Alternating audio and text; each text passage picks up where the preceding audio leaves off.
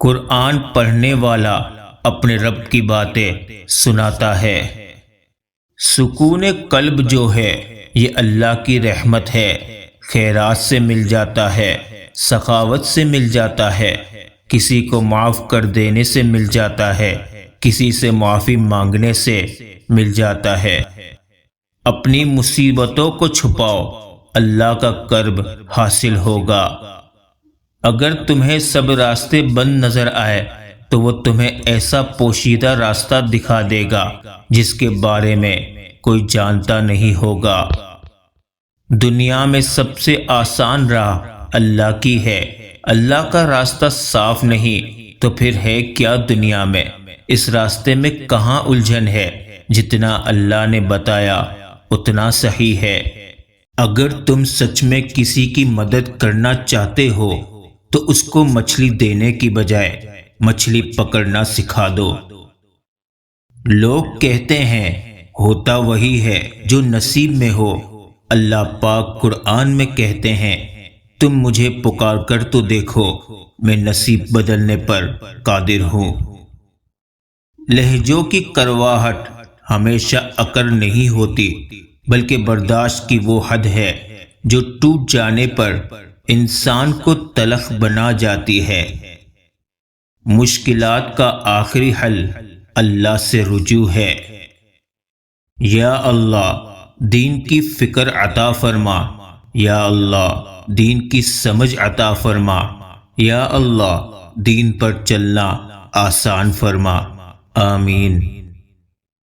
تالے کبھی چابی کے بغیر نہیں بنتے، اسی طرح اللہ کبھی بھی مسائل حل کے بغیر نہیں دیتا، ان کو کھولنے کے لیے صرف ہمیں صبر کی ضرورت ہے۔ رجوع اور عروج میں چاروں حرف ایک جیسے ہیں، بس تم اپنے رب کی طرف رجوع کرو، وہ تمہیں عروج دے گا، اور شکر کرنے والوں کو ہم بھرپور جزا دیں گے۔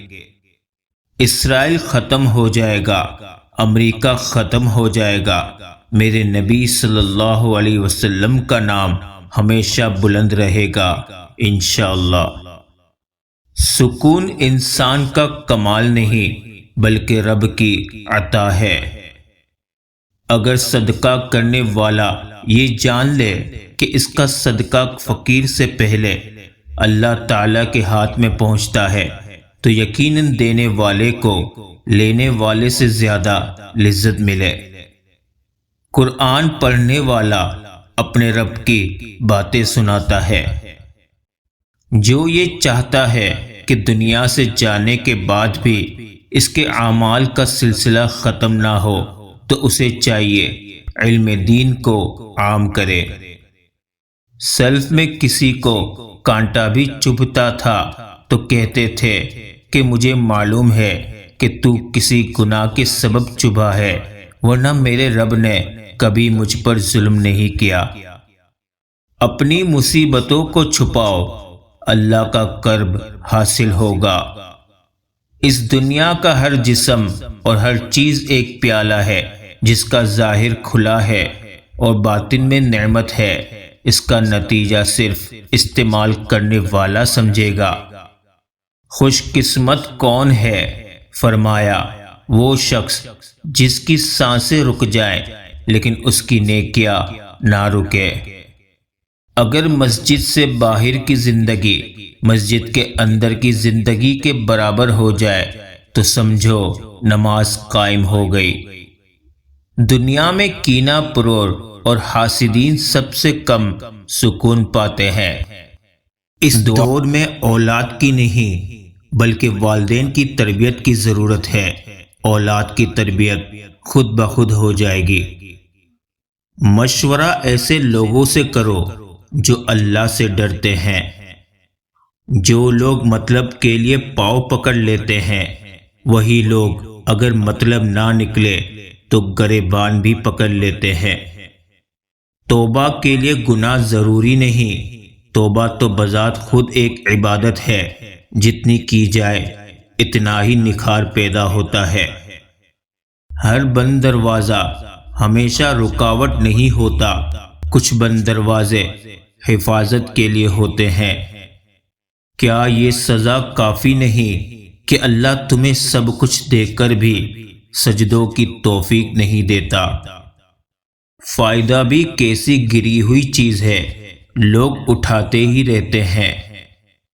بوڑھے کا مشورہ جوان کی طاقت بازو سے زیادہ مضبوط ہے۔ لوگوں پر جتنا بھی اعتبار ہو، اپنے راز اپنے تک رکھو۔ سب کچھ ہونا زندگی نہیں ہوتا، جتنا ہو اس میں پوری طرح سے خوش رہنا زندگی ہوتا ہے۔ اس بھاگتی ہوئی زندگی میں اپنی ذات میں کم از کم اتنا ٹھہراؤ پیدا کرنے کی کوشش ضرور کریں کہ کم از کم آپ نماز سکون سے پڑھ سکے اپنے رب کی خاطر۔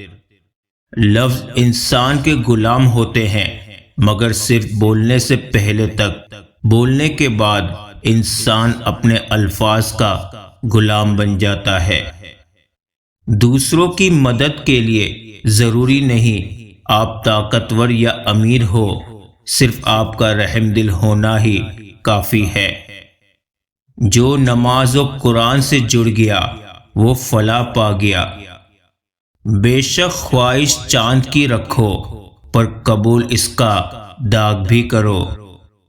لڑکی جہیز میں تربیت لے کر آئے اور مرد حق مہر میں عزت دے تو بہترین گھر تشکیل پا سکتا ہے۔ اگر کسی کی تکلیف دیکھ کر تمہیں تکلیف ہونے لگے تو سمجھ لینا تم اللہ کے بنائے ہوئے بہترین انسان ہو۔ ہمیشہ میٹھے الفاظ بولو تاکہ کبھی الفاظ واپس لینے پڑے تو کڑوے نہ لگے۔ کس کس کو راضی کرو گے، بس ایک رب کو راضی کر لو، سب مسئلے حل ہو جائیں گے۔ یا اللہ، بس تو اپنی بارگاہ میں بلند رکھ، دنیا نظر سے گرائے یا آسمان سے کوئی فرق نہیں پڑتا۔ بعض اوقات دعائیں رب کے فیصلے نہیں بدلتی، مگر آپ کا دل بدل دیتی ہے اور رب کے فیصلے کے مطابق کر دیتی ہے۔ جو فیصلہ میرا رب کرتا ہے عرش سے فرش تک وہی بہترین ہوتا ہے۔ راستہ ایک ہی تھا، حضرت موسیٰ علیہ السلام گزر گئے اور فرعون ڈوب گیا۔ یقین راستے پر نہیں، اللہ پر کرو۔ آنکھ دل کا دروازہ ہے، اس کی حفاظت کرے، تمام آفت اسی دروازے سے داخل ہوتی ہے۔ مومن وہ ہے جس کی تنہائی پاک ہے،